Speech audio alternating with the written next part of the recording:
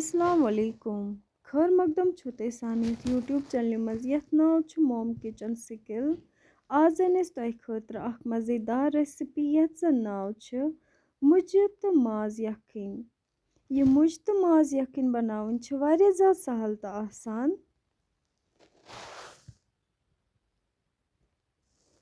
अम खतर छु असे क्या मुज निमच बे वजल मर्चांगन बे क्या रोन फल बे निमुत माज यो मुज दगोक असल पे ज्यादा यम दगन कहें त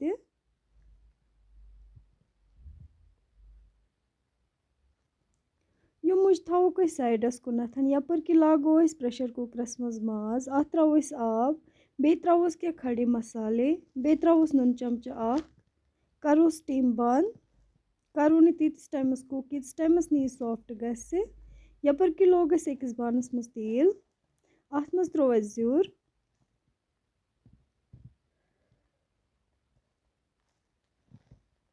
ज़्यूर त्रित त्रो अत मज रुहनुक पेस्ट चमच यह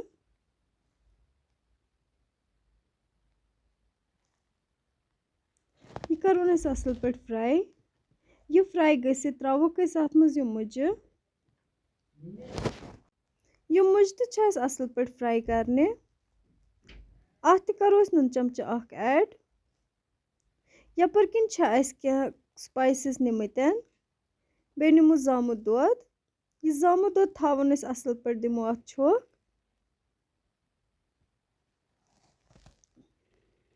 यमन मुजन मज करवक वजल मर्चांगन ऐड करवक मिक्स वन त्रो अत मज पाउडर स्पाइसेस करवक मिक्स असल पे वन त्रो अत मज जामुत दोद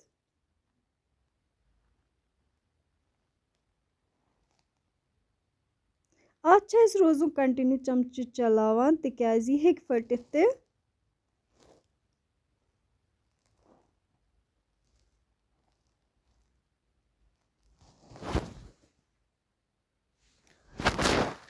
यपर किन माज तो असल पे सॉफ्ट गोमुत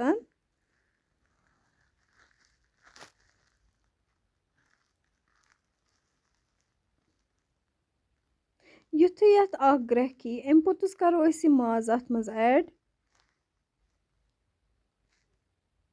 बे त्रो अत यह ग्रेवी तस अत माजस द्रामस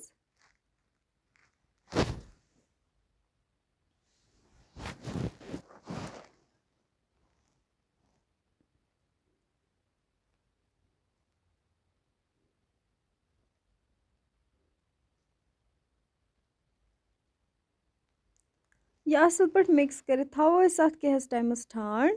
कस टाइमस ठांड थत तुम हेको वुचित यह लोगमुत तैयार गसने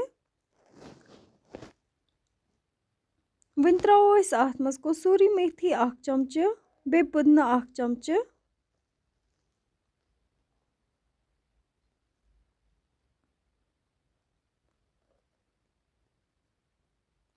करवन मिक्स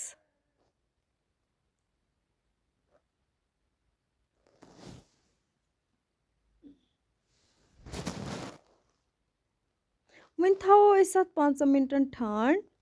अति गई सन अजिच मज़ेदार रेसिपी तैयार मे उम्मीद तुह सोन अजुक वीडियो पसंद तुह तजो पे घर मज ट्राई अस दीजो कमेंट बॉक्सन मज पन फीडबैक बे करो सन channel like comment share subscribe अस्सलाम वालेकुम।